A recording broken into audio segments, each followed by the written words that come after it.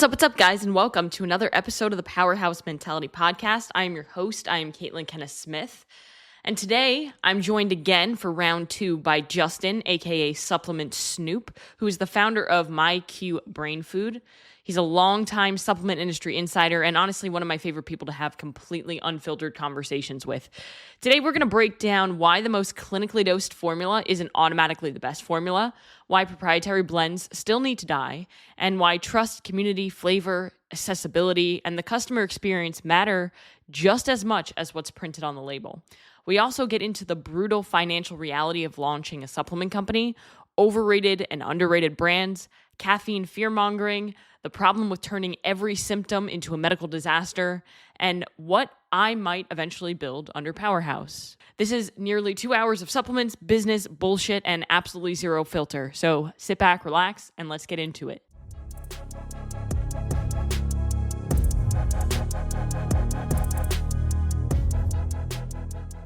What's up, Justin? We're going round 2 with the supplement Snoop, and we got the ghosts. You got pink lemonade, I got sour strips, so we're going sour today.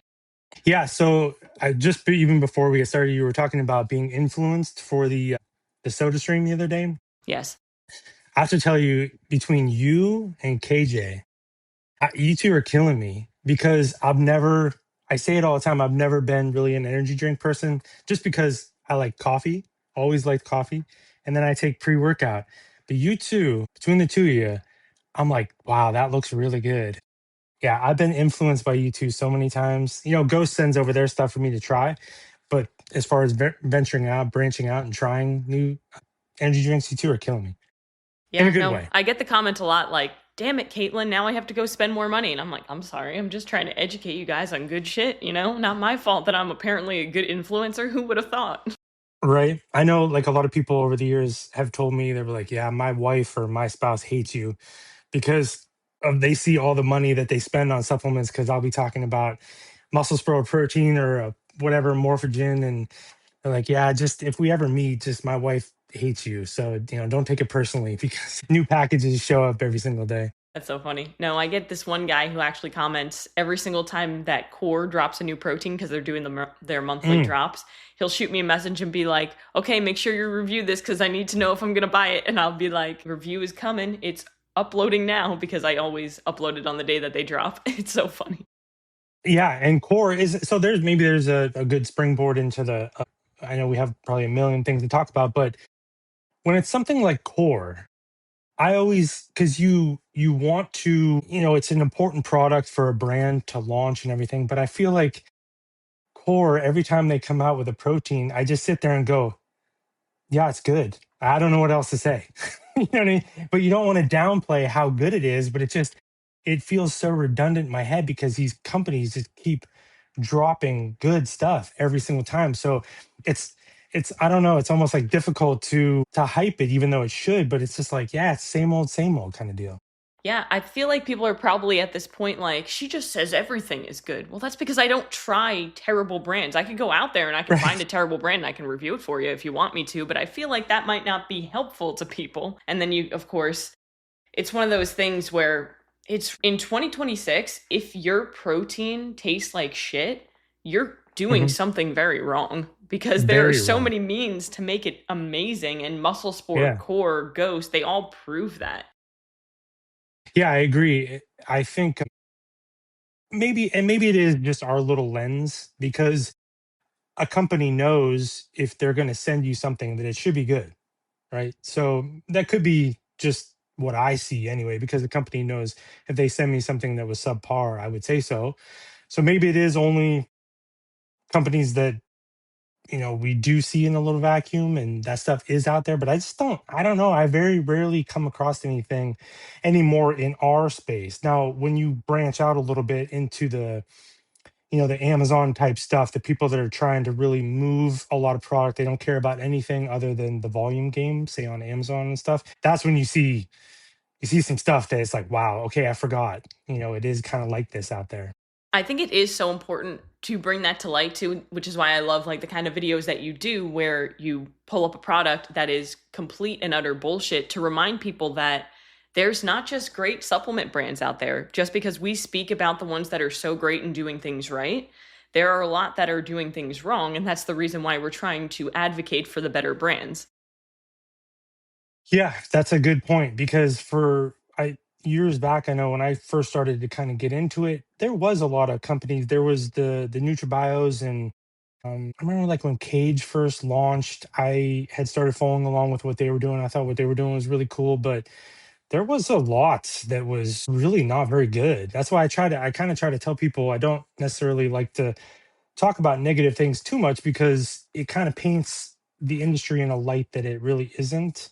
Because the sports nutrition space in general is just, it's so much better than it was just even a few years ago when I started to kind of get into things. Like there's just, it's hard to find things that are really truly bad, Hmm. anymore.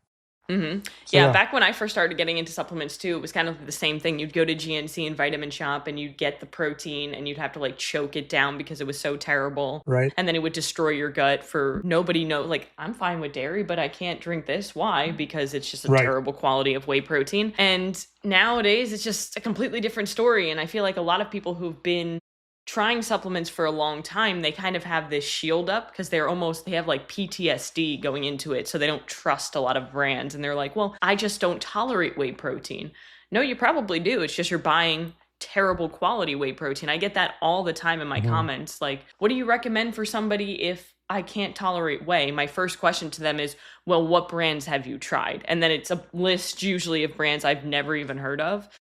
And I'm like, why don't we try something that actually has good quality to it? Because I know that's something we've spoken about in the past is people complaining about like people adding digestive enzymes into a whey protein isolate to help break down the lactose that basically isn't there. Yeah, that was definitely kind of one of those trends, and I get it because that's what the customers asked for. And that I say sometimes, the customer is always right thing is it's not true. The people are so sensitive, I think, to their gut health, which is good. There was like 400 different topics to talk about already, but one of the things I heard someone say the other day was how people, young people especially, it's awesome how much they pay attention to this stuff. So sometimes I almost feel like, it's younger and older, but it's just amazing the information that younger people have now. And I almost feel like just sometimes I have to tell them, like, don't freak out so much. Like, just it's going to be okay kind of deal, which I think you'd much rather be in that position than trying to do what we were doing years ago to get them to focus on the few quality brands that were actually out there. Hmm. Yeah, no, I think that a lot of people they do a lot of it's social media where there's so much information being thrown at you all the time that you don't know like what to believe and the amount of times where somebody just has like some tummy troubles that occasionally happen and then they scroll and they're like, "Oh man, maybe I have leaky gut or maybe I have this or that and this. Maybe I'm intolerant to that." And it's just sometimes it's not always a complete medical disaster your symptoms. Sometimes it's just part of being a human. Yeah, that's one thing I talk about quite a bit too. Is I noticed I never really had any issues until the protein infused food things started to really become popular, and then the different types of fiber that were finding its way and everything. That's because I think fiber is probably, I don't want to say probably, it's definitely one of the focus of everyone. Like when I talk to people in this space or outside this space, people are thinking about fiber all the time, and you read that, okay, we need 25, 30, 35 grams of fiber, at a time sometimes, and then you take in a lot of fiber and you're not used to it, and it's like taking creatine. Sometimes if you take too much and you're not used to it, it can have all these crazy feeling side effects. Sometimes you have to almost, work your way up in the system. Like people have these visceral reactions now when they take something, they immediately feel something and then they go and think something's wrong. Well, sometimes you're just like, you just might have to get used to it, kind of thing. I think fiber is a big one we're going through with that right now. Yeah, I do love that fiber is having a little bit of a moment because when carnivore was really Yeah, trendy, it was fiber's useless, which is the furthest thing from the truth. There's so much research out there backing up fiber to help with just it's like crazy. disease and everything. But Hmm. that's such a great point because if you're eating 8 grams of fiber a week, because I'm pretty sure that's probably where the typical American kind of lies, and then all of a sudden you have this Quest bar that has 16 grams of fiber, your stomach might hurt a little bit because your belly's not used to breaking down that kind of fiber. Hmm.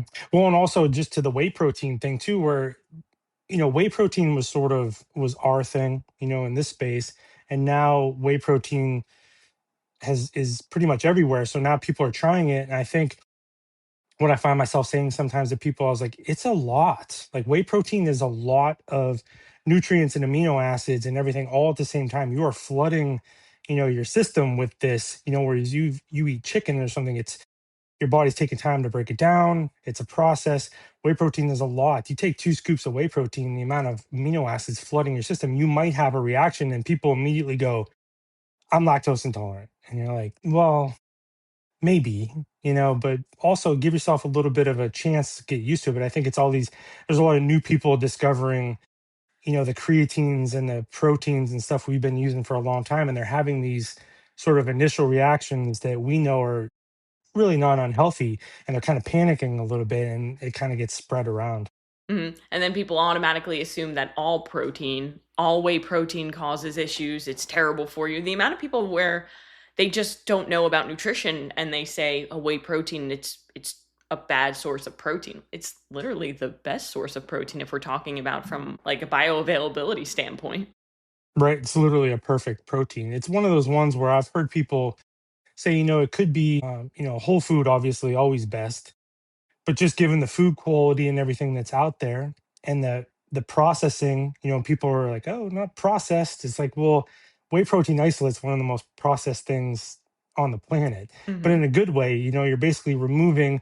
You do remove some beneficial things, but you're removing a lot of potential impurities and all this stuff down to this, really amazing. It's kind of like fish oil too, where you get this. What's left over is almost perfect. And then we throw some things in there, the flavorings and sweeteners and all that other stuff too, that might, throw it off. But the product itself is, like I said, it's almost perfect. Hmm. It's funny that you say it's like the leftover stuff because I got a YouTube ad, which is every time I get a YouTube ad when it's involving supplements, I'm always like cringing. But it was some guy was like, "Did you know that whey protein is a like an aftermath from cheese production? So you're literally getting the waste product and you're drinking that." I'm just like, "You're an idiot." The waste product of cheese. Yeah. Yeah, and of course they're like trying to push a different type of protein. I'm pretty sure it was some sort of a beef isolate, which yeah. Mm. Well, I think that's one of the things that's exhausting about it. Was someone was asking me about that space milk protein the other day, Yeah, I've gotten and I looked questions at about it. that as well. They actually slipped into my TikToks and I looked at them and I was confused by them because of the marketing. Yeah, in the the process, especially with whey protein and the costs and the what it takes to make it, knew there would be a lot of alternatives. I mean, there's been people have been looking at alternatives for a while now because you could kind of see this happening. So this fermented protein, when you look at it and you see the amino acids and how they make it, you're like, yeah, that's actually pretty cool. And then I saw a video about it, and the owner of it was saying these things. And the more he kept talking, the more I was like, man, this is the problem. If you can't talk about the benefits of your product without trashing something else, I immediately get turned off by stuff like that. Hmm. I used to tell my salespeople that when I was managing gyms, is I would tell them, hey, if you just go into the conversation and you start saying, well, you shouldn't work out at Planet Fitness because it sucks and this and that. Well, that person has a Planet Fitness membership, and now they feel like an idiot because they have a Planet Fitness membership and you're insulting them. So if you're somebody Hmm. who's just like, oh, well, I make this alternative source of protein, and you talk about how much better it is because whey is terrible and it's too expensive and this, that's not convincing me at all because now you make me feel offended that I'm using whey protein, so I'm out. Well, it's especially when if you're going to attack something that is so proven. It's like the creatine thing that we keep going through. You have and caffeine same way. So you have caffeine, creatine, protein. These are three things that have gone through every bit of scrutiny possible over the last few decades. there's nothing wrong with any of them, right? They're good to go. And then so if your initial step is to say, well, ours is better, my creatine is better than creatine monohydrate, it just, I don't know. I immediately don't take people seriously when they say things like that. It's like, I mean, this is decades of stuff here that we know that this stuff is good. Mhm. It's just like people, they hop on trends when something is trending and say everybody's saying creatine monohydrate is the best. Cool. So if you say the opposite, or if you say, well, this is better, then you're going to get more likes and attention. And at that point, they don't care about helping anybody. They care about helping their own ego. Yeah, it's weird. So I try to, I think going back to like the original point of the topic is sticking. I usually just end up sticking with brands that don't do that. You know what I mean? They kind of just put their own merits on there and say, here, this is what we do, this kind of thing. And everyone has a sort of a marketing angle, but just don't vibe with people like that. I don't know. And it seems like that's just kind of the same way you've been as well. Yeah, it's the marketing that gets me. It's like I understand that as a business you have to market, like it's important, but Hmm. if you're marketing with fear mongering, with completely unrealistic claims like this product will fix your gut, it will help you build X amount of muscle or increase your testosterone, it's just shut up. Well, and also like the term marketing is not even not a bad word. Yeah. Marketing, advertising, it's a good thing. I usually it's just exactly what I was talking about today that prompted that post. I was just talking about it a little bit ago. I just scrolled and I see this dude and he works for a retailer that's selling this nighttime fat burner and he's like, yeah, so then when you take this, you're gonna burn more fat while you sleep. And I'm like, all right, all right. But then he goes, and so you're gonna wake up and you're gonna get rid of all that stuff that makes you bloated, and you're gonna wake up, with a flatter stomach. And I was like, okay, that's enough. I must speak now, kind of. It's kind of like you've heard of Perfect Amino. Yeah, I've heard I've heard. Familiar with them? Yeah, no, I did Yeah, a I've video on known. them because like dude, they're claiming 80 of whey protein gets converted to sugar and you're wasting it all or something like that. But our perfect amino doesn't do that. Your perfect amino is literally just some BCAAs. Right. So did you one of the I know we have like a bunch of questions to get to as well, but one of the things kind of on that note that I was going to ask you, I didn't get a chance to ask you last time, but was there like I know like go to your Instagram post, you have like 7,000 posts, right? So there's a lot of information there over the years. Was there anything for you that when you got more familiar with the space that you were just had no idea, like total misconceptions about the supplement space, as an outsider, and then now being inside the space, you see, is there things that just like blew your mind? Because I know I had a few. I'm trying to think of something specific, but one thing that kind of stands out is why brands create formulas.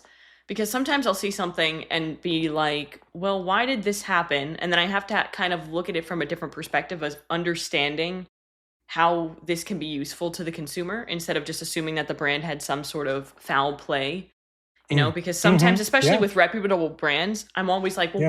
why did they do that? Like, why did Hmm. Go switch Creapure for whatever the fuck they switched it for, Infinite I Creatine or just whatever the I hell it just is? got that. I just got that today. I Mine is don't on know the if you way, got so that. I'm interested. But Yeah. like, I always have to like, why did we remove estrogen? Like, why did we do these things? And I always have to think of it from the brand's perspective of, okay, well, what's the long term goal? Is it maybe meant to be combined with another supplement that you have so that it's more of a synergistic type of thing? But that's kind of some of the things that I would think. What specific things were you thinking? Well, like to what you were saying, I definitely came in a little bit bull in a china shop kind of deal Oh yeah. with clinical dosages and this and everything has to look this way, which is I don't think is wrong, but also there was a lot of people that were really cool that I grew to respect that talked me through their process, didn't like argue with me or say I was wrong or take it personally or whatever, but they would start to tell me their why. And the more I heard that, it wasn't an excuse. It wasn't, when people would be like, oh, we make a prop blend to hide, the magic that we came up with in a lab somewhere. And that's bullshit, right? So but they were brands would kind of explain different things to me, and I was like, okay, okay, I get that. But all it really took was maybe, one or two conversations, and then I started to just get a better perspective. Because I think there's a question you mentioned about brands that need to grow, and I mean, for better or worse, if you're going to make a pre-workout that's $40 cost and you're going to sell it for 50 or $60, it sounds good, but you're never gonna get that to enough people to really do the brand any justice. But one thing at a time. I think the one thing that really surprised me was that brands were so much smaller than I realized. Yeah. There's definitely some big ones, obviously, but I assumed, you go into GNC and all the brands that you saw there were these, mega brands and corporations, and they were all very professional. The lack of professionalism actually stunned me in this space, And in a bad way. In a actually, bad I way. do like it in a sense, but there is a lack of professionalism in certain areas where there shouldn't be. But I also Yeah. like it in a sense of Yeah. and I think Dan from Ghost said this on, it could have been the Bev Lab podcast, I don't know, but we are in a field where supplements aren't necessary, energy drinks aren't necessary. It's kind of like a fun addition to your health. And so we're having fun with it, but also it is important to be professional just in any sort of a business. Yeah, it was just I was laughing the one day. I was like, because there's some brand owners that were just going crazy on social media at each other, and I was like, imagine being in any other field, where the CEO. Well, I guess you do see it sometimes, but anyway, yeah, lack of professionalism in manufacturing processes. That's done. You see, I have always been in manufacturing my entire life, and when I started to see certain brands and their lack of knowledge about their manufacturing process, that stunned me. Yeah. I really thought that every brand was its own entity and had all these people behind it. And when I saw that it was really a lot of brands were just a couple people, maybe even one, I think to what you just said, that is really cool. Like, I thought that it really removed, because oftentimes when we go and buy anything in any other category, you buy clothes or shoes or whatever it is, you're buying from these big places, right? And when it comes to your health, it's a little bit more of an intimate thing. And when you realize that you're buying from oftentimes just a mom and pop kind of deal, a family, maybe a couple of guys, a couple of girls that are friends, and kind of that's kind of cool because it gives you just more of a connection rather than buying from a big. So there's definitely good parts and maybe potentially negatives, but the size of the brands really shocked me. I didn't realize they were so small. Yeah, because you have things like, you would think Ghost is so much bigger than they are, and you would think like NutriBio and all these companies are like just huge corporations. And then I'll have a conversation with somebody in my family, and they're like, "I've never heard of NutriBio," or No one, right? No one "I has. think I've seen a Ghost energy drink, but they make Right. supplements." It blows my mind every single time. And then you have things like Hmm. Optimum Nutrition where they're everywhere, and I feel like that is probably the most common. When I ask them, "Oh, well, what proteins have you tried?" They're like, "Oh, yeah, like the gold standard, the Optimum Nutrition one." That's like probably everybody's starter protein, I feel like. Well, and then there was a question, right? That one topic about maybe someone asked about brands going from smaller to larger, Yeah, so and the question was, the way he worded it, it sounded like what he meant was, what's the difference between brands that make it short term versus brands that make it long term? And one great example of a long term brand is NutriBio, because what are they, 30 years in business they're celebrating I now? know, I know it's Crazy in crazy. the We're supplement industry.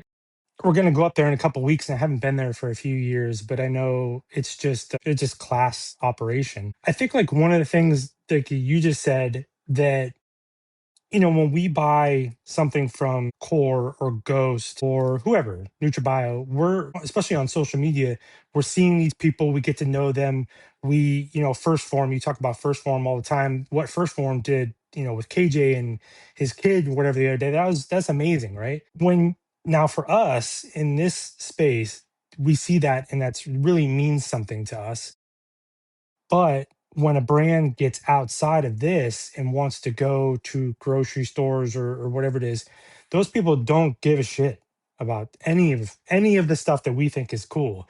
So it's so hard for a brand to make that leap, that from this intimate, like one-on-one, being at events, talking to your customers, really getting into it and connecting with them on social media, to now you're trying to appeal to someone that's just pushing their cart down the grocery line and they want to grab the cheapest, best tasting stuff possible. They don't care who the brand is and they slap it in their cart, kind of deal. I was actually listening to a podcast with Andy Frisella, who's the founder of First Form, and one thing that he spoke about is not going into big retailers for First Form for a very long. Like, they just recently put some of their supplements, just their protein bars and their beef sticks, into Target, but they were never in GNC, never in Vitamin Shop, only in just like direct to consumer or Hmm. like small mom and pop places. And the reason that they did that is because they wanted to be able to control the customer experience, to give the customer the Hmm. best possible experience, versus if I throw it in Target or Walmart, no, they're not getting an experience. They're not getting that one-on-one from the client or from the company. Whereas, like, I got somebody today send me a picture. They got a handwritten letter from the people at First Form because they ordered for the first time. And that Hmm. wouldn't have been a possibility if somebody just grabbed it at Walmart, you know? Yeah, it's same thing with Amazon. I get a lot of questions about, my own product, and are we going to do Amazon? And I've told people there's more layers to getting on Amazon now than there used to be, which is good. They require more testing, they require more proof and all. As a Well, that's nice. really, they do. They are trying. It's still kind of a shit show. It's hard to keep up. But the one thing that, and this is just a me thing, but I like my favorite part of being a brand owner is writing notes for people and trading emails with them or trading comments, asking them what they like, what they didn't like. And if there's everything is about growth and scaling, and so people are like, yeah, this distributor, this distribution retailer, whatever. And I'm like, well, yeah, but I kind of like this, I kind of like the smaller experience, not really ready to, and obviously not comparing myself to First Form or anything, but I'm not really ready to turn that over yet, kind of deal. But that's a good thing, is you can choose that. You can choose however you want to do things this way. There's no, limit to options these days. And I think that what we're talking about right here, is one of the biggest differences between brands that go long term and brands that, you know, might start hot and fizzle out, is being able to control the best customer experience possible and really have the mindset of, I'm not just trying to make as much money as possible and sell as many supplements as possible, but I want to genuinely help people with my product. I want to be the solution to somebody's problem. Well, and one of the other things I guess maybe I didn't know at first, but a lot of supplement companies that I see, they're not, kind of like what Dan was saying, they're kind of more hobbies. They're actually not really self-sustaining businesses. Yeah. Someone has a job somewhere else and they've always wanted to do a supplement company, because who wouldn't? It's fun, right? Yeah. Or they came into some money somewhere else, do another business venture perhaps, and they're like, well, I've always wanted to do supplements. There's a lot of brands are not funded by their own sales. They're funded through outside kind of deals. And that was another thing that and a lot of brands also, you see them now, and I got to know a lot of brand owners, and it's their third or fourth attempt at a company or a supplement company. And you find out, oh, they were here, they started this, and it was a total failure. And then they tried again, and then they tried again. It's so hard, because the fantasy is, oh, I know how to make a formula, and I've got some money set aside, and I'm going to launch this product that I'm really passionate about, and I'm going to be just like all these other people. And then you start to hear the stories from other brand owners and stuff, and you see the years and decades of experience and failed attempts and whatever, and you're like, yeah, this wasn't by accident, kind of deal. Yeah, because unfortunately, it's more than just, oh, I made a good product. It's, okay, we have to make sure we're marketing properly. You're actually getting it into the hands of people and they're rebuying it. So, how I like to look at it is like, the product has to have a good formula because that's what gets somebody to buy it. But the flavor also needs to be good, if that, has anything to do with it, because that's going to get people to rebuy it and have a good experience with it. But then you also have to have a good community. You have to have trust. You have to have integrity. You have to have people who want to buy in, like, to have good core values and a good mission behind you, so that people can be like, well, I fuck with what they do. I love what Ghost does. I love what they're about. I love what Core's about. Because then they're invested into you. But a lot of people don't realize, they just say, here's my product, cool, great, now what? Yeah, and that was a thing with Ghost for the longest time. I remember everyone was pretty hype about them, and I was like, yeah, okay, it's good stuff and everything. I was like, but it's not really my vibe. But then we did a podcast with Dan, and that was when they were launching the energy drink. Ben and I and Jacob, we got to try the energy drinks for the first time, and I had that conversation with Dan, and we had like two other conversations, and I was like, listen, I get it. I totally get it now. I totally get the ghost thing. Everything that he was talking about resonated, and he's also the type of person, I say this sometimes, where a lot of people I know are so smart with supplements, but they also know those types of formulas can't properly get out there for people because they're not realistic. And so they could formulate products differently, and but they kind of formulate the best way they can to balance that, giving legitimate benefits, but also being leaving themselves enough room to get it out there to enough people. Because one of the things that people don't understand until you get into it is, using a lot of really cool trademarks and crazy stuff. Well, sometimes this stuff is really hard to get your hands on. And, you might be waiting around, your product sitting there all ready to go, and you're waiting for one ingredient, from some vendor that takes, 6 months. You're waiting on their stuff. And so your product is dying because you're waiting for one ingredient. There's never been an ingredient that's worth that. You know what I mean? Yeah. And I think people overestimate how impactful those ingredients can be. Sometimes just because it has a little T on the end of it doesn't necessarily mean it's the best possible ingredient. And I think Right. that's something that a lot of people maybe fixate on a little bit too much, is the marketing behind things rather than, okay, well, what actually works? Like, what does the research say? And I think that's one thing Ghost does really well, is that I think, I can't remember exactly how he says it, but we formulate for the 1%, but we Hmm. get into the Yeah. hands of like the 99%, so that Yeah. It's people see brilliant. this energy drink and it's like, oh, it's really cool looking, like it looks tasty, there's a sour strip on it, I like tasty candy. And they don't realize, like, well, there's a fully transparent label and we have some good ingredients in here that's going to actually make you feel a difference, versus I'm drinking a Monster and who knows how I'm going to feel after that. Yeah. I think there's people, because when I did my own thing, I wanted to do something a little bit different, but also at the same time, there is, over the years, is getting to know everyone. There's inspiration from so many people that ultimately led to what I ended up doing. So it's a little bit different case where I was learning by watching and kind of helping and seeing brands. And I think that's how Ghost kind of did it too, was they took their experience from different brands and different Mm-hmm. things they had going on, and then it all kind of came together. So there's usually some kind of, because it's kind of crazy when you really start to see the ins and outs of the manufacturing and costs and all these different vendors and whatever. You're going, yeah, sure, it does sound good that every product should have, a bajillion grams of this and this and this, but if that stops me from getting it to more people, and say, is there a difference between 6 grams of citrulline and 10 grams of citrulline? I don't know. I mean, maybe. So is that, are we going to try to use 10, and is that going to stop us from getting out to more people? That's kind of a disservice to your brand. Mm-hmm. Good example of this was I recently reviewed, what was it, Muscle Sports Rhino Sports Edition pre-workout, and really legit formula. And as I was going through it, the one thing that stood out to me was we have half of a clinical dose of betaine and hydrose in here. And then I kind of thought about it. I was like, well, I know Jason is all about giving the consumer the best possible product he can get.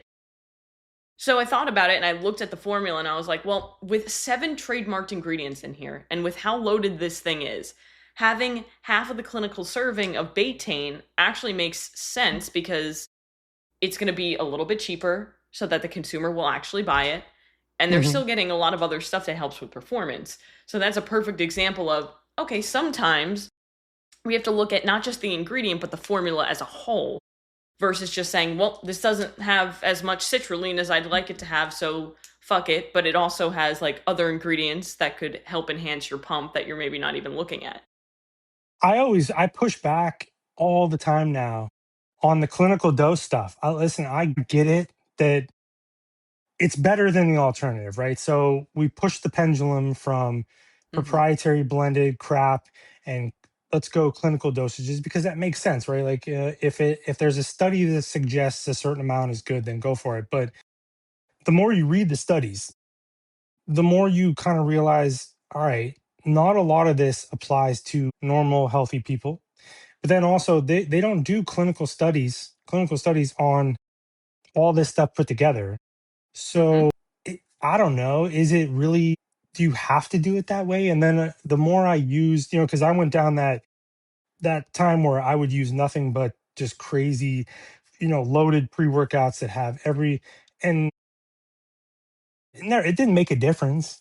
Like to be honest, there was not a lot there. So I was like, would you rather, use different amounts that can allow a customer easier access to the product? Like, where's your balance there as far as giving benefits, but also, like I said, making sure you keep access to the customers? Because if you price them out of it, then again, I've seen way too many brands fail because they just would not move off of that idea that my formula will speak for itself. When you're like, there was actually a really a brand, I don't want to like call them out or anything, they're a really good brand. They said our formulas are our marketing, and I'm like, man, no, it just, That's not how that that works. sounds good, but it doesn't work that way at all.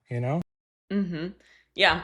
And I think it is the one thing that I will like die on this hill is proprietary blends just piss me off. And I feel like you should never buy anything at this point in the supplement industry with a proprietary blend. Because if somebody's not sharing fully what they're putting in it, it just confuses me to a sense. Like you've said, you did not create some magical formula that now you have to hide in this proprietary blend and that's why you're hiding it. It's more usually like a cost thing. Definitely a cost thing. And it also, that's what kind of gets me is a lot of times brands will slap like a trademark. I don't think people understand too, right? You can trademark anything. So a brand will slap a trademark on a proprietary blend and it presents it like it's this thing that we found. And I find myself saying all the time, it's not necessarily what they're doing that usually triggers some sort of response for me. It's how they present it kind of deal. Hmm. Because there's been a few proprietary blends. Someone actually asked me specifically, like, has there ever been a proprietary blend that you saw that wasn't that bad? And I was like, well, yeah, there's been a couple here and there where if you look at it, you can do some math and you go, okay. But also at the end of the day, it's still like, why? Yeah. We've already gone past that point. There is no protection of it's not your intellectual property, these ingredients. Yeah. And if your formula is so good that you feel like you need to hide it from people, then like it's one of those things where I could give you all the secrets to success, but if you're not going to go out there and do it, it's kind of irrelevant. Same thing with any sort of a brand is I can create the best formula possible and I can put it on my label. Other brands might not go out there and do what you're doing. So just like leave it alone. If you feel confident in your formula, then push it. Yeah, there was a definitely, I remember when we launched, there was a brand that had followed me a lot every day and they would send messages or whatever. And then they launched a product that was, they copied every ingredient, every dose, and then they added like a couple other things to it. It, it didn't fit in with their brand and it totally did not. Like I saw it once and they never brought it back again because I'm sure it didn't sell. So it's kind of like to that point, you can tell somebody what to do, but if it doesn't vibe, people really do, does it feel organic? I think people are really sensitive to if it makes sense, for a company, does it kind of connect with them? So yeah, you can give them the playbook, but at the same time, it doesn't mean it's going to work, for everyone. I think now more than ever, the consumer is kind of opening up their eyes to being more informed with all of the information that's being put on them with social media. That people's bullshit radar is more sensitive. So people really prefer and look for authenticity when it comes to any brand that they buy from. hmm Side note, we're pretty much neighbors now, right? It's about to get crazy here. Yeah, we had some crazy storms this morning, and I was quite pissed off because I was going for a run, and I was like, "Oof, I don't want to run in a rain jacket because it's hot as fuck." And I ran in a rain Yeah. jacket. I wonder if I'm getting what you had because it's crazy out there right now. But I think like one thing that I love talking about people out there being more sensitive is it almost has gone too far where people are like it's all AI now. People are like, nope, it's AI, it's AI, fuck this, it's AI. Almost to the point where you're like, there is some real things out there, but people have gotten so beaten down with fake stuff that I really, and maybe it's just me because I look for it, but people are like rebelling against that type of stuff. They're so tired of being, of giving the runaround. They're actually trying to solve a problem, and it's like insulting to someone now when if you drop an AI ad that everyone else does. People go, well, why would I give you my money when you are copy and pasting some marketing material from someone else? I don't know if it's just me, maybe because I'm hopeful that that's how it is, but that's kind of what I've been seeing. People are really rebelling against that stuff. Yeah, which I'm a fan of because I'm somebody who's all for like being genuine and authentic. Like AI, as with anything, it's a tool. But the people who are hardworking, people who are disciplined, will use it to help them excel and use it almost like in collaboration, right? Be collaborative with AI. But the people who are lazy, they will just become lazier. Yes, I would say critical thinking is not the strong suit of people anyway No, right now. no, it is And not. the AI does not help. But for the right people, it's an amazing tool because it can automate and speed up a lot of processes that take so much time. A lot of the boring stuff is super time consuming, and it pulls you away from being able to do some creative things and think, because you're just kind of grinding away. So that in that sense, it's good. But even things like emails and whatever, I just will not let anyone else, especially not AI, write something for me. I want to write everything. I tell a story all the time, but I remember we were building out the website, and the people that were helping out did an amazing job, but they're like, yeah, just have ChatGPT write some frequently asked questions or whatever and put it on the site. I was like, no, I absolutely will not do that. I'm like, people have been asking me questions for like 10 years now. Yeah, I know I have exactly enough. what they're, I know exactly what they're asking. I was like, I will take care of that. But it was just kind of one of those things where I'm like,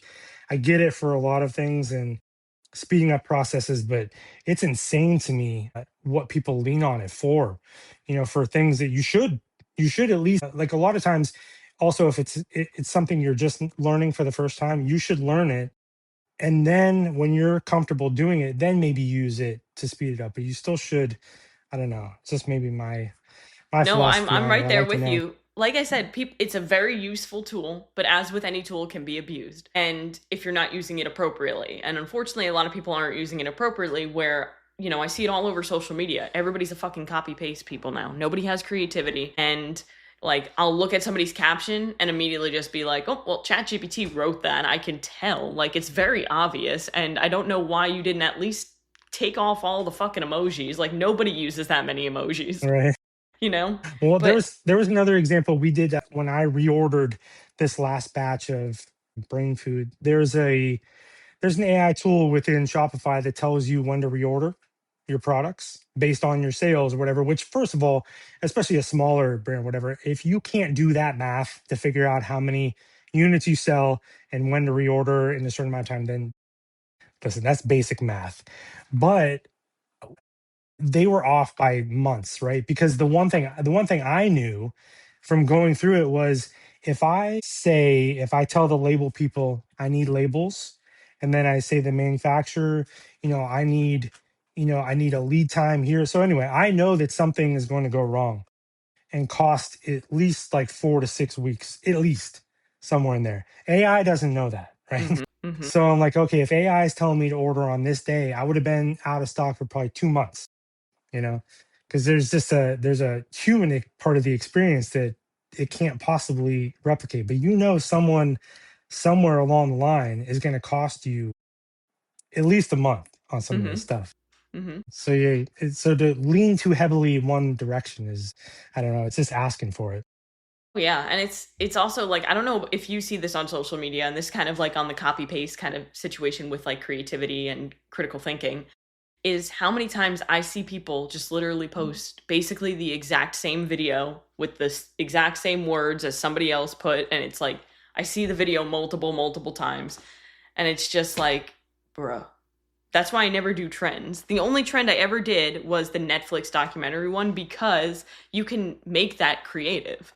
Oh Versus yeah, I no, just that put was the funny. exact It was same funny. words on the screen that somebody else put on the screen, but I'm just doing something different in the background. It's just like, it's not funny if I've seen it 15 times from 15 different people. Can we please be creative? What there's always a pressure. I think people feel pressure to constantly make contact because you feel like if you don't post for a day or two, then you'll be forgotten about. So you're just like, okay, let me just throw something out there. And I get that. I That was kind of a decision I had made a long time ago where I started to talk about supplements and I would create content around it, but I'm like, man, there's after you do it for a year, what else is there to talk about? Yeah, I So it totally get that became, too. It's something that I really yeah. struggle with is like, well, what am I going to post today? And a lot of times I'm looking at, well, what questions am I being asked? Or what trends are Hmm. out there? What myths do I see out there? What things piss me off on social media? Like the Hmm. blueberry fucking banana thing that you posted today. I was like, who is this lady? I've never seen her, but I've had clients tell me, Yeah. one, I shouldn't be having these two fruits together. And I just am like, well, who told you that? Oh, well, I saw it on Yeah. social media. I had somebody once tell me that I cannot have smoothies anymore because somebody said on social media, I believe it was Gary Brick or whatever the hell his name is. The perfect amino guy. Yeah, the perfect amino guy, because he's definitely somebody we should trust, is saying Hmm. that you can't blend bananas because of how it impacts your blood sugar. Okay, sure. So she wasn't having smoothies because some man on social media said that we can't be blending bananas, especially with other fruits, because it, blocks the absorption of the polyphenols and all that. Like, we should not be arguing on such little things when people just need to get up and move for a little bit and eat a little bit more protein.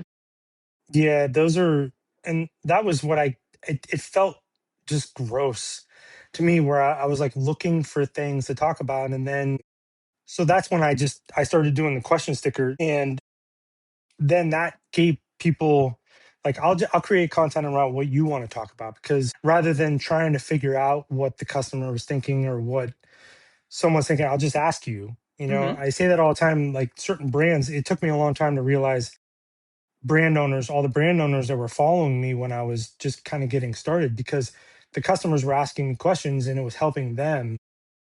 Because I'm like, well, customers will tell you if you just kind of ask them, if you talk to them. People didn't really want to take the time out to do that. So, but then you get in that situation where you're just searching for things to do, and then it does not matter what you end up doing. It will not come out right. Mm-hmm. It'll Somebody's come always off. going to hate on you. Well, it'll always look like that's what you're doing. Mm-hmm. You're just trying to say something. So, and I get it. Like I said, there's a lot of pressure for people, and they're constantly trying to, they're analyzing their numbers and trying to get out there to more people, and that's cool. But it just makes you do things that you wouldn't normally do, and I don't know. It just feels kind of cringe. Yeah, that's why I think it's so important to, one, always be genuine and authentic to yourself and never feel like you're trying to please other people, because at the end of the day, you're not always going to please everybody. It's not possible. People can't even agree on what's a man and what's a woman. How do you expect everybody to agree on your opinion? So, if you're putting stuff out on social media, you have to be okay with the fact that some people might not agree with you, but those Hmm. people aren't for you and you're not for those people, and that's okay. Yeah, and I think the overwhelming one of the things there was another. He was like a YouTube reviewer, and he had some questions and answers, and he said something that resonated pretty well with me. He was talking about how it's literally like 99.99% of the people out there are they're really cool and they really want you to do well and they want to be positive and they want to be upbeat about what you're doing. They want to share experiences.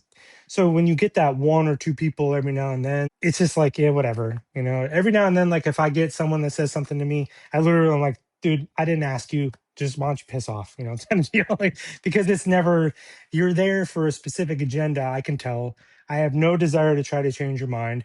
And there's like a million other people out there that want to talk about these things. And it doesn't mean I'm right or wrong or you're right or wrong. It's just fine, man. Go talk to somebody else. I don't care. Okay, deal.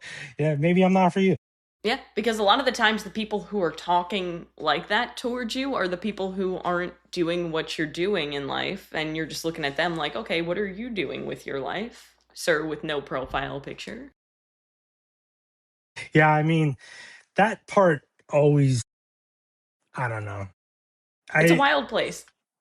Yeah, I think sometimes you just kind of go, what's going on with people like that? And then you get to a good place about it. Because I know, I'm sure you've gone through those things too, where every once in a while, even being used to it, someone will say something and you're like, it, it triggers you for like a split second, but So bad. then you remember the big picture. It's like, oh, okay, who knows what's going on with people out there. I always like to think of it from that person's point of view, is like, what happened to this person today to make them so angry and then I'm just in their way, kind of. Usually it's not about you, it's about them. Well, and there is also, there's definitely times where if someone says something, I'll stop and ask myself, like, well, do they have a point? Mm. You know? And I always try to keep myself accountable first. Like before I say anything, before I react, before I do stuff, I think and I go, are you like, are you acting? Are you saying things just because you're in a bad mood today? Are you being biased here? So I try to put myself through that process first so that so no one else has to. It's just kind of the way I am. So then sometimes when people say things to me trying to get a reaction from me, I just go, oh, I see what you're doing. It's okay. No big deal. A lot of the times that's really what it is. They just want a reaction from somebody because they have nothing going on. Or you have like you've had a lot more exposure lately. Mm. I think it seems that way. So anytime you get a new flood of people that discover you, you're gonna have to weed out some of them, kind of deal, because there's always going to be some people that see it and they're bored or whatever. So I'm sure you've been going through that.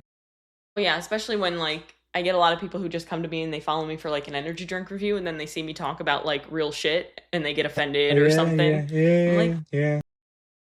sorry, I'm not for everybody, and that's okay because for a really long time I tried to fit into this box, right? I tried to be for everyone and then I realized, well, I don't need to be that person. I'm robotic with my nutrition. I'm very disciplined to my training. I'm very committed, and some people don't like that and that's okay.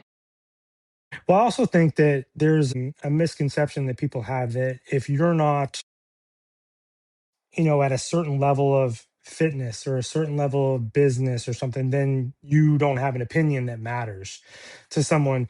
I think that was whenever people ask me business related or supplement related questions or whatever, it's always a little uneasy for me because if I talk about our brand or something, I mean, it does well, but I'm literally surrounded by people that are just killing it. You know Yeah. what I mean?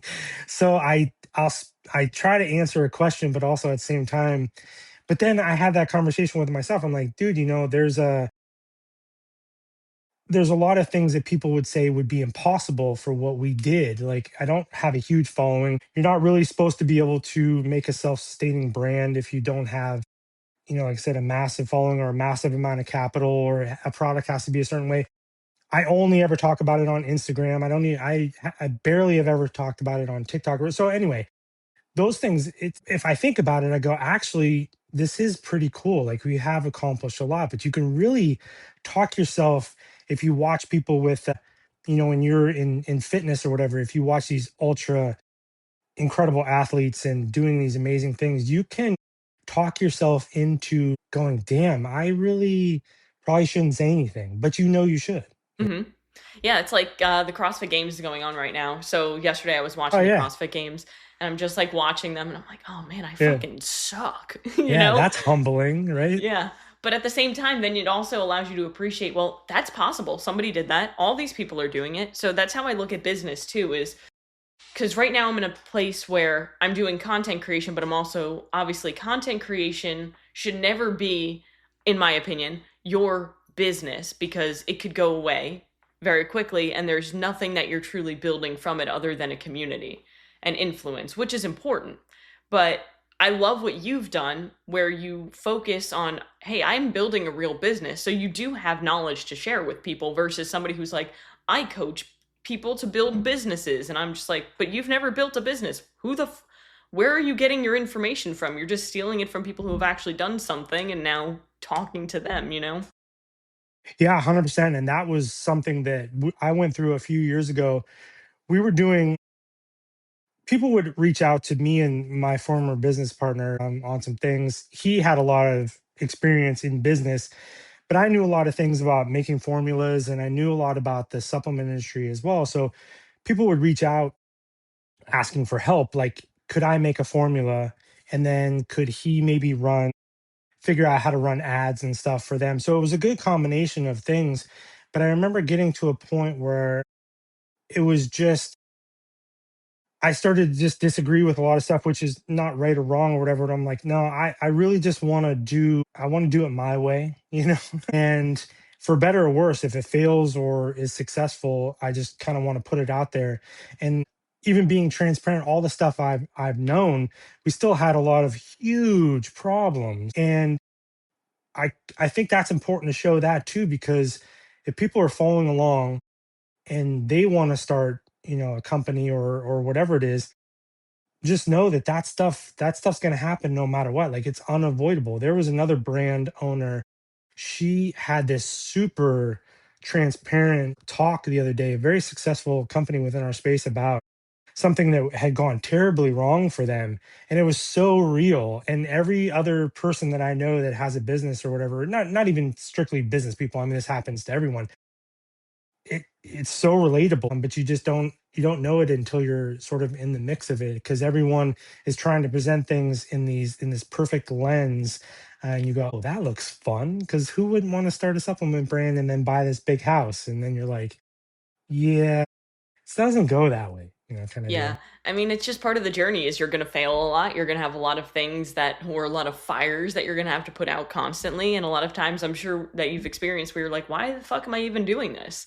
And then you remember why you actually started it in the first place and the impact that you're trying to make and the people that you're trying to help, which is why it's so important when you create anything, whether it be a supplement or anything, to have intent and purpose behind what you're doing other than wealth. Well, like you mentioned the CrossFit Games. So if someone is this elite level, they didn't come out of the womb like that, right? They were probably, maybe they were recording content when they had, 200 followers and it looked like shit, Mm-hmm. you know? But then you see them in the snapshot sort of later on. And I think that was going back to what we were talking about earlier.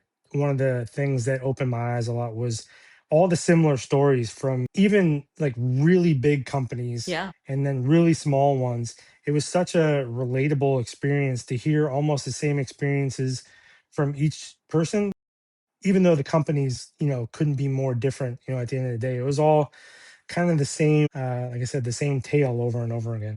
Yeah, there was a story on a podcast I was listening to from Ryan, one of the owners of Ghost, and he was talking about how it was like 2022, he was still like hundreds of thousands of dollars in debt.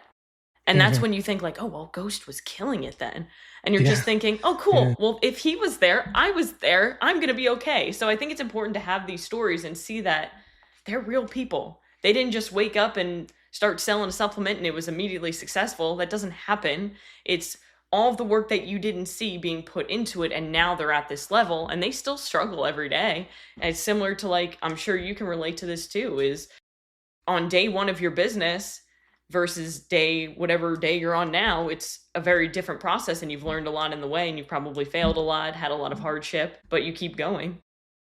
Well, I think like one of the things too is whether it's fitness or health or business, or it's same as anybody in any career, right? You start off entry level and then you nail that job. You really get it down pat. Well, then they want to promote you Mm-hmm.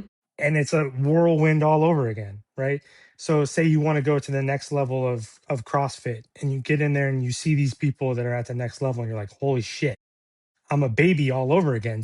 So like when we first launched Brain Food, I was prepared going in. I had a pretty good idea what to do, but to go from step one where you sell out right away and then you have to order double and now you're getting all these new people, that was the part that, okay, so you see some success, but now you to get to the next level, what do you do? And I'm going, Well, I have no fucking idea.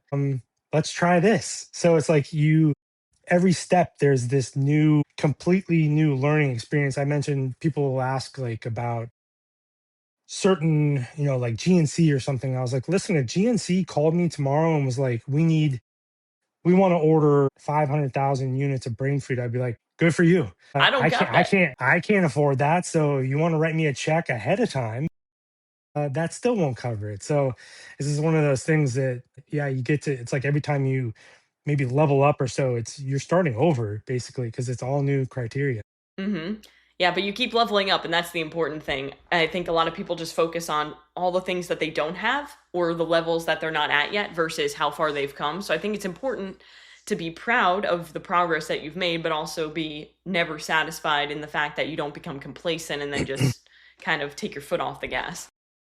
Also, when you have a misstep, to not get too crazy about it because every day, whether it's you're looking at your social media analytics or you're looking at your sales or you're looking at your PR numbers or whatever, when you have that downturn, if things are going good and you feel everything is going good and everything's clicking, well, it's going to come back down and go the other way at some point.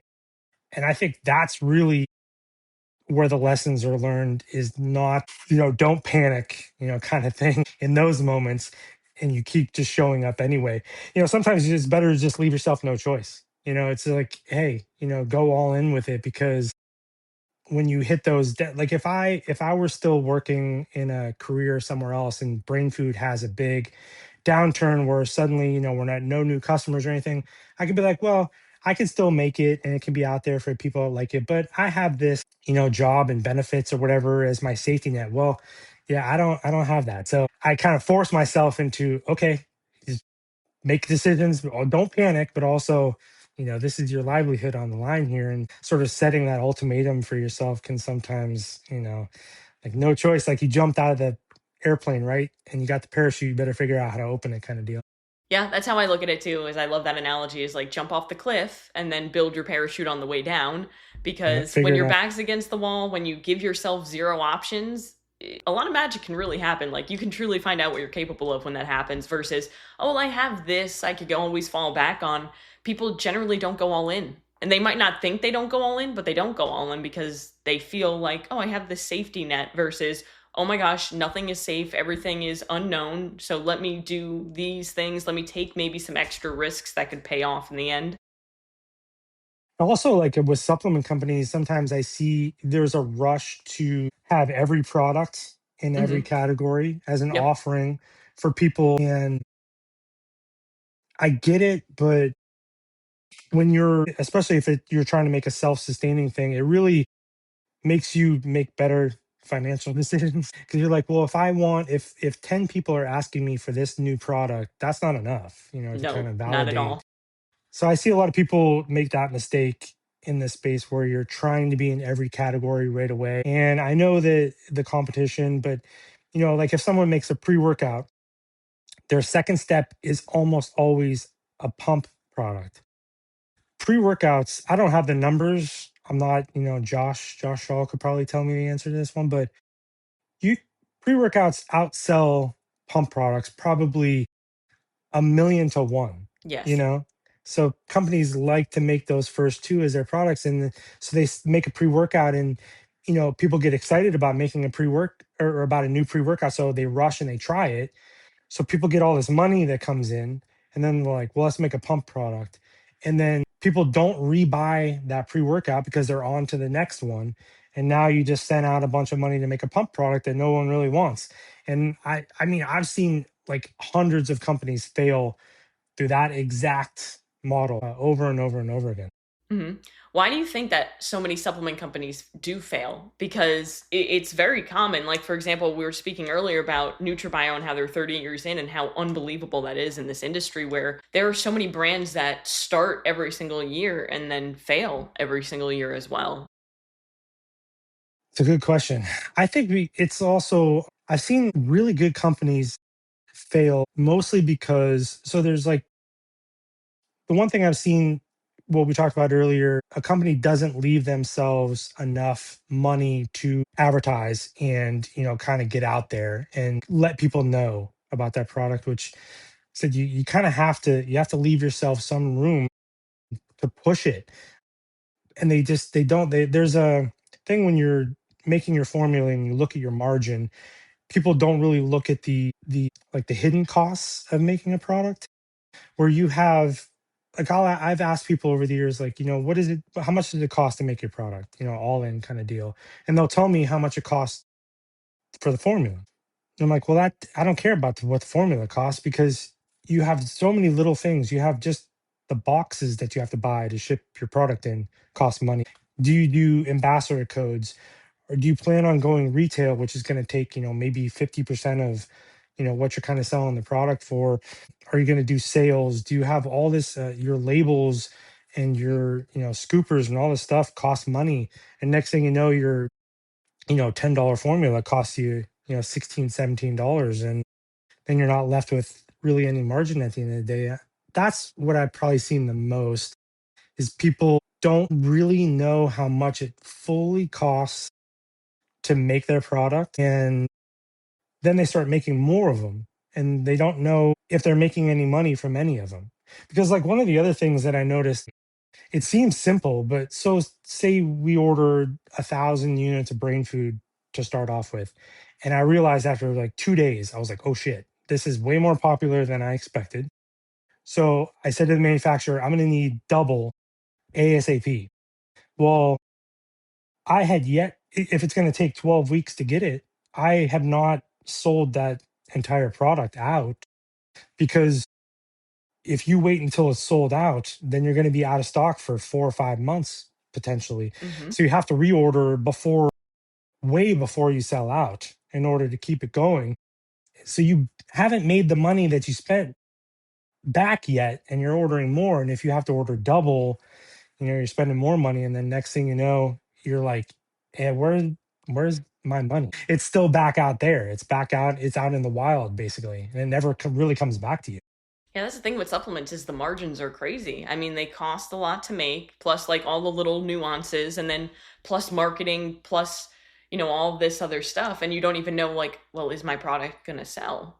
Right? Obviously, a lot of there are bigger brands that they have confidence. Like if Ghost launches a new energy drink, they can probably be confident that they're gonna sell them.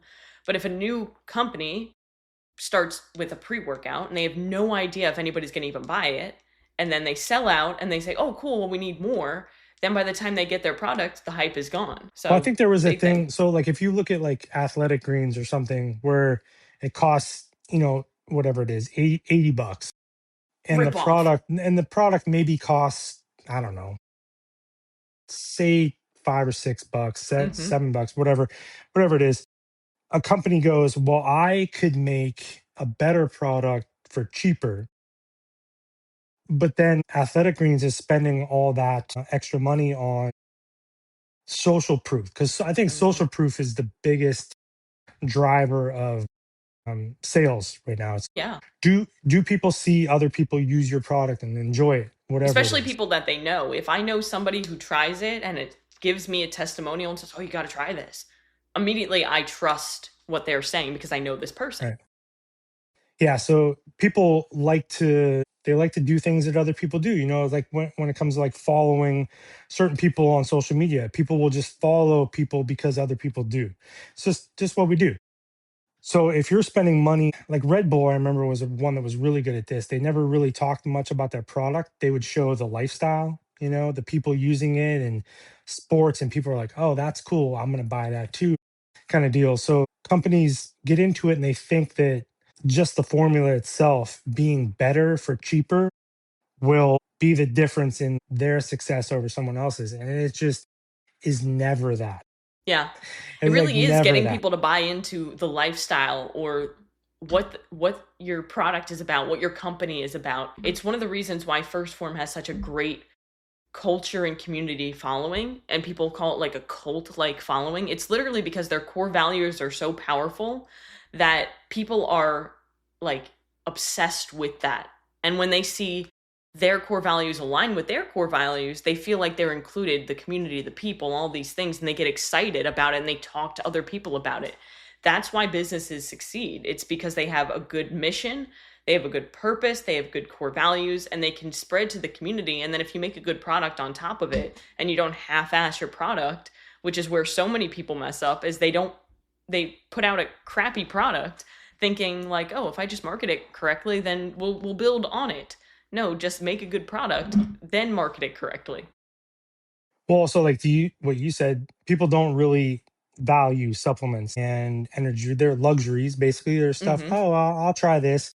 So they don't care what your citrulline dosage is. Mm-hmm. That's not what's driving True. their purchase. I mean, there's some people that do, but it's just not. It's such a small part. Like I remember when we were doing like original branding ideas and conversations for brain food. I remember I think they had asked me, "Is there a product out there that you see that you want to offer a better alternative?" Kind of. I said, well, if I think about it, maybe something like Nariva. It's Nariva is the same kind of concept. It's much more expensive and it's really not much of anything, but at the same time, I don't think there's one single person that has ever bought brain food that bought it because it was a cheaper, more effective version of Nariva. Like you could poll every single person that's probably bought it, maybe one or two. That's just not why people buy things. They bought it because they trusted me at first, and then other people started to talk about the benefits, and then that's why they buy it, and that's why they continue to buy it. It was never about oh, look at this compared to this product out there. It's just not why people buy things, especially not supplements. Mm-hmm. I think a lot of people buy supplements based on, well, things in general. It's emotionally bought, but trust is such a big thing. Like, if I don't Mhm. trust somebody, I'm not going to buy from them. I don't care how good your product is. If I don't trust you, if I don't have a connection with you, if I don't feel like you're authentic, I don't care if your product is the most highly dosed supplement there ever was. I'm not buying from you. There's other people that I could buy from that I trust. Is there one of the other questions? Obviously, one of the obvious questions is it took me a really long time to find a category that I really was like, you know what, let's do that. Like, is there anything that's on your radar, or is there something like if you were going to make your own supplement, like what category do you think you would tackle? It would be a performance based pre workout that is non stimulant or an energy drink. Obviously, that's the obvious one, Right, you're right? right. Energy drink. Yeah. Energy drink would be the obvious thing.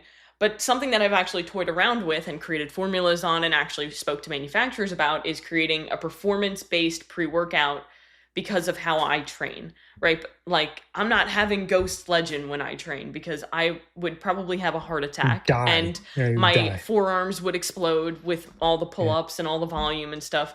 So, finding something that helps to replicate a good pre-workout but also helps with performance in the sense of, I know as a CrossFit athlete, I want blood flow, but I don't want too much pump where now I can't pick up the barbell when I'm doing hundreds of reps.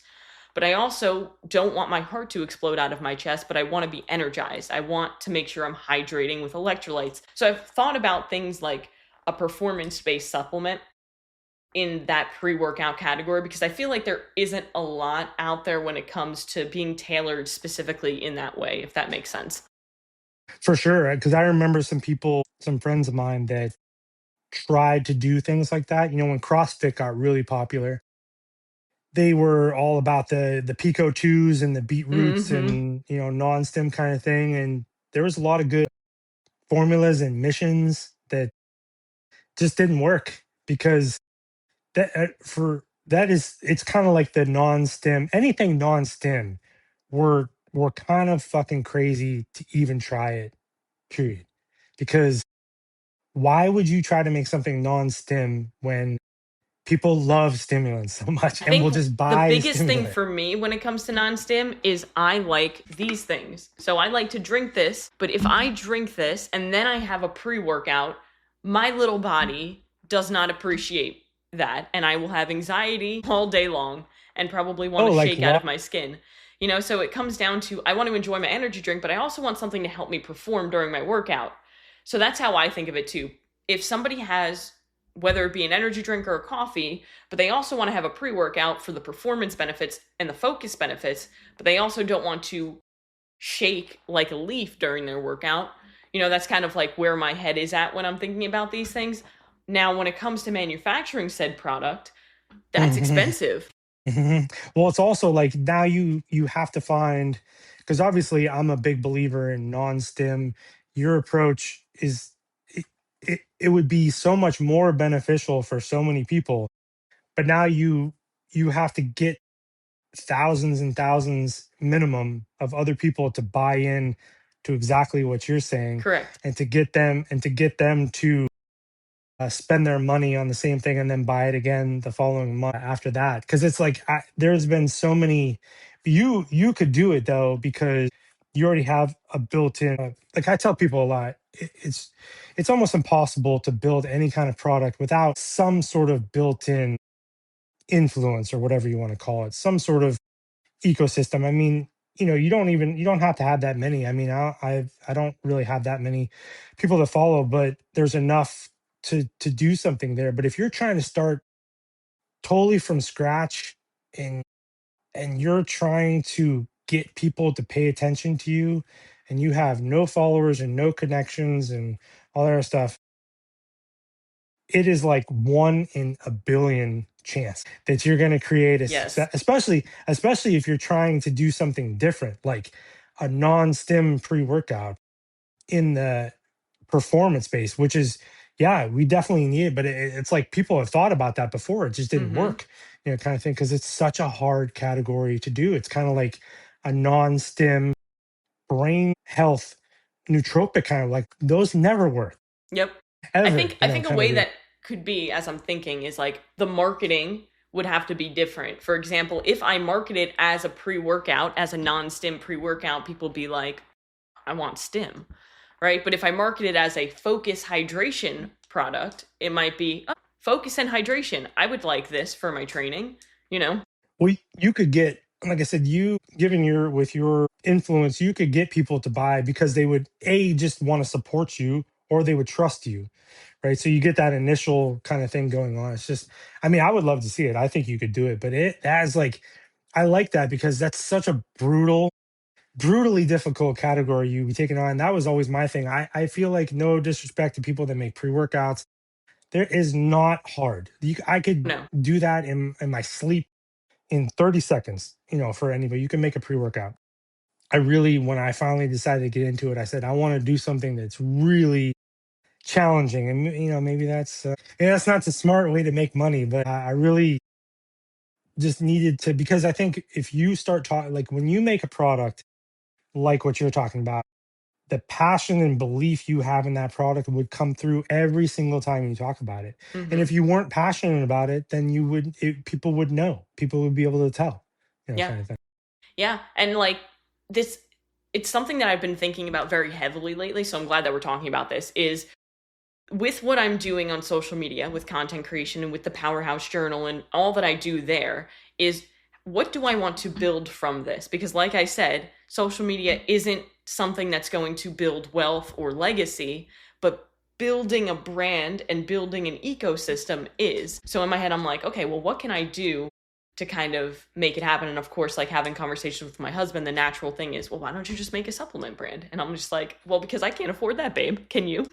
Yeah, and it's so hard. Yep. Like, It's it's like so I don't know if I actually would like to do that. What I want to do, because I was asked this on a podcast, is, well, what's next for you? And I'm just like, I'm not sure. I'm thinking through it. All I know is that I want to change the industry. And that's kind of where I'm at. change the industry. When you say that, what do you think about the industry that needs change? Like, what is it that sticks out for you? Great question. ChatGPT asked me the same question yesterday when I was talking to it about this. Damn it. So I'm ready, but a lot of it comes down to just trust and transparency. Is a lot of consumers don't know where to go, and a lot of consumers just are bombarded with so much information that maybe they think, oh, well, I don't want to waste my money here, or they're buying this product and maybe it's not right for their goals specifically, or maybe they need to actually just focus on their nutrition rather than buy another fat burner. So I think the biggest thing for me is education, transparency, and trust, and building off of that. Yeah, I mean, it's always good. We always need more of that. It's because that's, I think, one of the things about supplements. It's so easy, really, to do it, to get started. There's no barrier of entry really. If you have enough money set aside, you can call up, there's a million manufacturers. Mm-hmm. They'll order your ingredients for you, all that stuff. You just write them a check and you go on, register your business for, 200 bucks with North Carolina or whatever it is, and you're done. Like, you're ready to go and your product will be here, hopefully in 6 months. But then it's so hard after that. That's It's the biggest problem is, so like hard. you said, there literally is no barrier to entry. People who know Right. nothing about a supplement can say, well, I have a bunch of money. Let me just take advantage of the market right now because everybody's obsessed with, health, fitness, protein, GLP-1s, all these things. So let me create something off of that. Let me create my GLP-1 friendly support product and market to people who have no idea what's going on. And that's why I feel like so many consumers don't know who to buy from anymore. But I Mm. think we're getting a little bit better because I feel like there is good information, but of course it only goes down to what I see on social media because what I see is different from what you see versus what my husband sees. Well, I think like one person I talk about a lot is KJ, over Great. at V1. I think because he was a good success story, I think, for this space. And in the same vein, I think the reason why we were able to have some success and why you would be as well is because you've spent a long time giving value to other people. So when it comes time to for you to do your thing, people respect that you've given them a lot of value over the years. Whether it's entertainment, whether it's education, whatever it is, people like to reciprocate that type of thing. And that was one thing someone had asked me once about, about B1 when they were really popular. And I said, KJ spends hours every single day, for every day doing reviews and helping people understand things. I was like, he's giving people value and never asked anything in return. But when it comes time to ask, like, hey, I'm going to do this thing I'm really passionate about, people step up and they want to help. And that was one thing that it was like really like jaw dropping for me, was when I decided to do my own thing. There was so many people that came out of the woodwork that I hadn't talked to in years or whatever, retailers and whatever, were just like, let me, like, please, how do I support, kind of thing. And I think you would have the same kind of thing where, because you've given a lot of value, people want to give back to you. They don't really know how yet. So when you give them a reason to, they'll step up. Yeah, well, I guess I'll have to talk to Sensapure to get some good flavors there, huh? They did ours pretty damn good. People are They like, did. man, Justin, you did so good on that. I was like, I didn't do anything. I Sensapure didn't know. got me. You know what I did? I said, they sent me a sample. I was like, oh, that's fucking good. Go ahead and do that. So hey, I'll take the credit for that. Yeah, yeah. I think on that we'll run into one of the other questions was underrated, overrated brands. I'll go first. Overrated, Rise. Underrated, Apollon. Yeah, those overrated, underrated ones. I know I always give the same boring answer. It's so hard because It is. I There's so see the many. same. Well, I see the same ones, and so no one's like underrated to me. Like when I see Morphogen finally get, when they team up with Nick Walker, and you have all these new people talking about him, I was like, yes, I've been saying this for, you know 10 years. That's a good one because, I feel like with a lot of great brands, like I just always look at if I were to ask my brother about, good brands because he takes supplements, he knows of supplements, but he's not like in the space. So if I were to ask him if he's ever heard of this brand and he hasn't, but it's an amazing brand, then I'm like, well, they're underrated, right? Versus, oh, like I see Rise everywhere and I'm like, oh, they're kind of overrated. If there is a Yeah, brand out there, I'll just say it, if there's a brand out there and I take their protein and I can't tolerate their protein, but there's no casein in it because my belly don't like casein, but if it's a whey protein blend and my belly doesn't like it, I get kind of concerned for your protein. was that Rise? Yes. Honestly, I have only had one protein in like, I don't know, 5, 10 years that tore my stomach up, and it was theirs. Yeah, Because same. I don't. It was not the Jet Puffed, but what was the Moon Pie one? They did the Moon Pie collaboration. Yeah, yeah, So yeah. you my wife, she can't pass up a good collaboration, no matter how I love many it. how many tubs of protein we have. I mean, So she bought. I have one of these shelves and we just bought another one to go right here. Yeah, it's like it's absurd. We would be fine in an apocalypse. That's Yeah, all well, I'll say. all set, man. We would survive. But she bought the the marshmallow one, which I thought was really good, but also the moon pie one. And I'm telling you, that was the only time that I've ever had a protein shake. And I was like, wow, it destroyed me. Yeah. And to the point where I was like, this can't be, it has to be something else I'm doing. And then I tried it a couple times and every single time. And then I bought their, or she, no, she bought the Christmas tree one.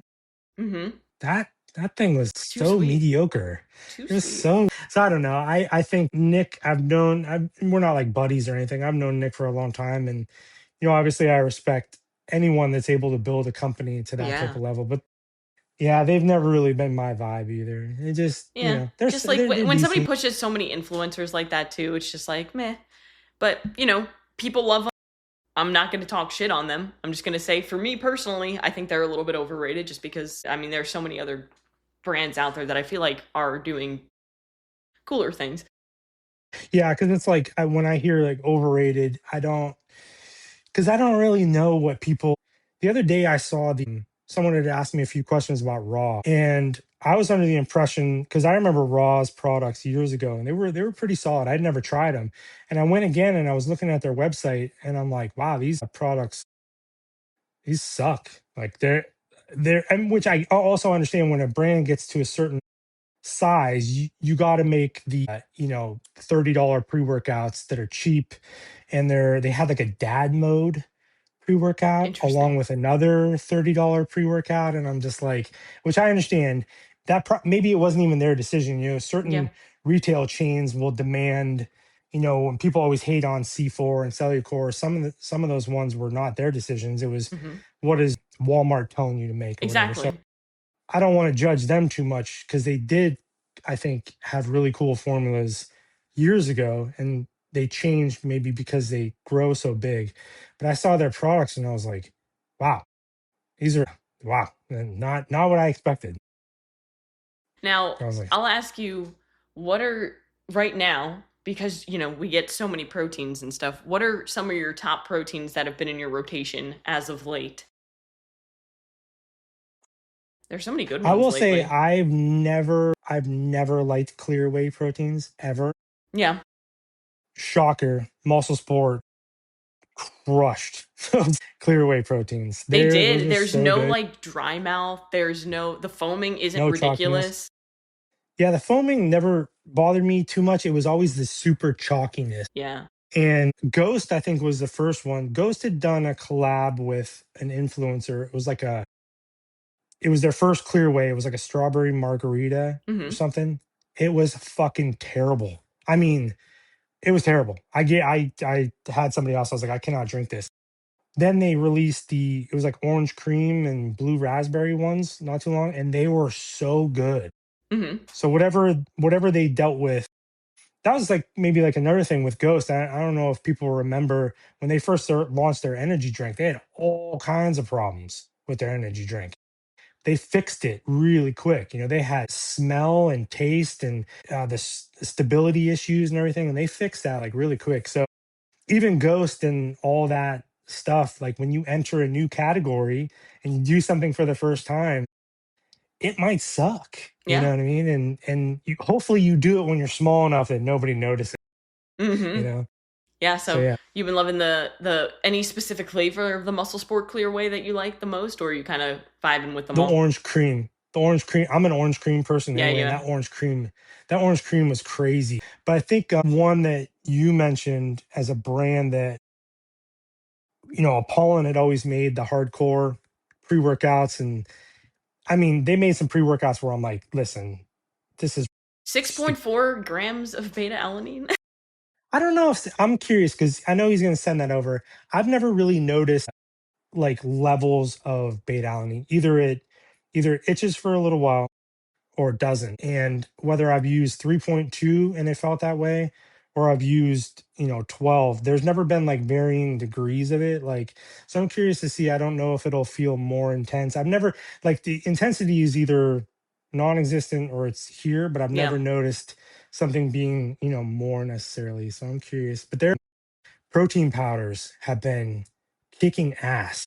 My goodness, their for a protein while. powders are so overlooked. People, I feel like you said, Pollen's very well known for having like ridiculous formulas, crazy pre workouts. But man, their No Way Out is probably my favorite, like, absolutely my favorite whey concentrate on the market, but it's right up there. I mean, I just recently reviewed it was the white chocolate almond coconut, and I don't even like those flavors that much.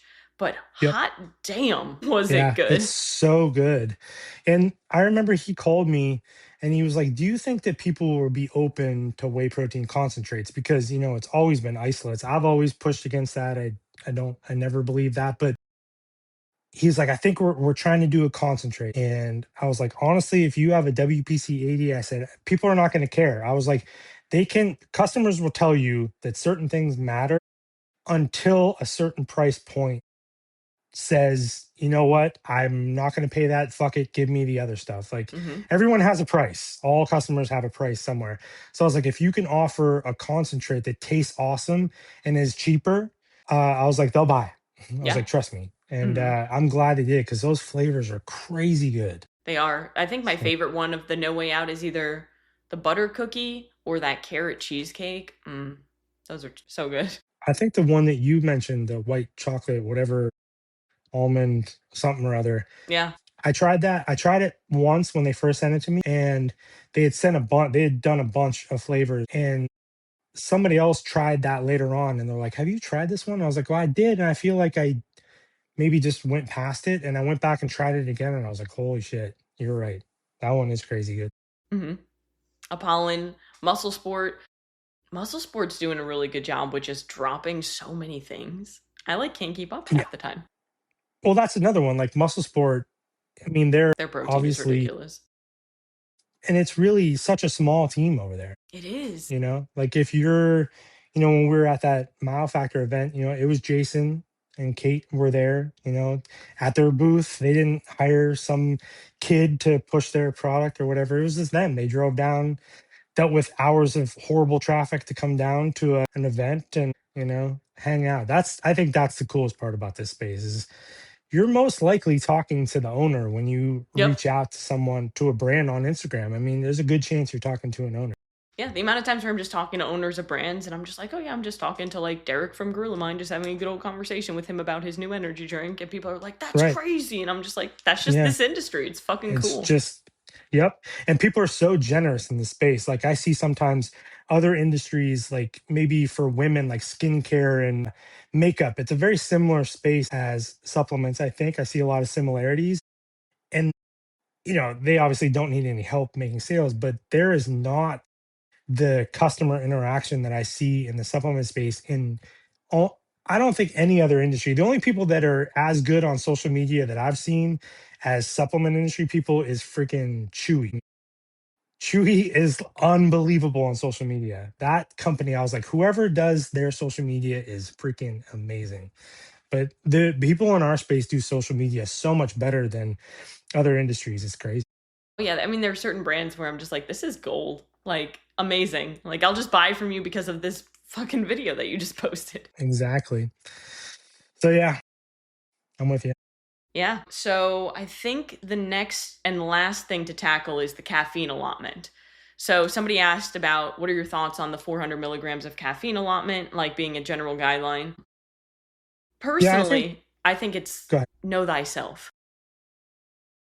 Yeah, I don't. I actually made a sort of joking but not statement today when I saw the.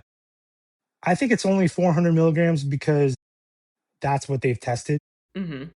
I think, especially for people that are healthy and maybe have more muscle mass and all this other stuff, I've seen studies where it's significantly higher, that it's Mm-hmm. perfectly safe. It's just to your point, where is your, like, is it messing with your sleep? Because if it messes with your sleep, if 20 milligrams messes with your sleep, then 20 milligrams is too much. Mm-hmm. Because I am definitely a full on believer that at this point, sleep is the most important part of the whole thing, whether it's 3 good hours or 8 good hours, whatever your thing is. If anything messes with your sleep like that, if it's the blue lights or stimulants, whatever it is, then that you can't, you. like no matter what the studies say, that's ultimately like the worst thing if it interferes with your sleep. But if you can take 800 milligrams during the day and you sleep well at night, then I don't think there's anything wrong. I absolutely agree. And I think there's so much fear mongering about it, especially because you see people like go off of headlines really like this amount of caffeine killed someone. And I'm like, but you also didn't mention the fact that they have a pre-existing condition, they didn't eat, blah blah blah, all these other things that can contribute to these things. But like I got somebody on, I posted a video yesterday talking about how people who drink alcohol should not be telling me that my energy drink is unhealthy. And somebody commented and said, well, at least alcohol doesn't cause your heart to explode and to expand Yeah, that's over crazy. time. I'm just like, bro, That's you literally crazy. just made that shit up. Like, Yeah, I mean, like I'll have some. I do love bourbon every once in a while, but if I were ever to present that in, well, at least there's nothing good for you about it. Like, exactly. period, Like, I have no problem at with all. people drinking alcohol. Like, go do Yeah, you, boo. Like, if you yeah. want to drink, go ahead. Like, especially if you're just having in moderation where you're not binge drinking. But for you Well, to well, say, well, your energy drink is unhealthy whilst you drink a bottle of wine every weekend is unbelievable. well. Also, like to that point, one reason why I don't. I mean, I literally love the taste of bourbon. The reason why I don't really drink is because it actually ruins my sleep. So I can't drink it at night because if you do, I'll wake up in the middle of the night. I'll feel like shit. So you just can't do it. So it's not maybe not the in moderation the thing itself, but what is it doing to the rest and recovery aspects of your life? Is it causing those types of stresses and lack of sleep or whatever? Because then, you know, if it does, then none of it's worth it, right? Yeah, sleep truly is, I say it all the time, it's the best performance enhancing supplement that is 100% free and 100% legal. And Hmm. people, I feel like we're starting to get to a better place where people realize, like, oh yeah, I actually do need to focus on my sleep instead of I'll sleep when I'm dead type of thing. Yeah, it's such a stupid mentality. Oh God, so bad. There's so many stupid Yeah, mentalities though. I know, right? Yeah, we'll have to do that for like round three Yeah, for sure. with all this Because that's stupid definitely going to have to mentalities. happen. But is there anything else that we that you want to cover today, or you feel like we're pretty good with where we're at? No, I think that was good. I know there's never an end to the amount of topics that we can cover. I don't even think I'm sure there was things we that I forgot already. So I guess we'll Always. just have to save it. We'll have to save it for next time. Hell yeah, man, because I always love talking to you, but I'll make sure I put all of. Oh, are we gonna see you at Core? Oh yeah, what day is that? It's August what, 8th or something? Eighth, the Yeah. eighth. I'm going to Yeah, I'm going to do my best to make it. I already told my husband we're going, so I just need to figure out the accommodations nice. type situation. I think it's not that far from us. It's in Yeah, North it's super Carolina. close. Hmm. Yeah. It's really I'll close to us. yeah, I'll probably be there like I'd say 98.2% certain. Cool. All right. Well, I'll see you in a couple weeks if nothing else. Amazing. Well, I'll put all your information down below so people could follow you if they don't already, which they absolutely should. And then everybody listening, go out and do one thing that's going to take you one step closer to where you want to be. Amen.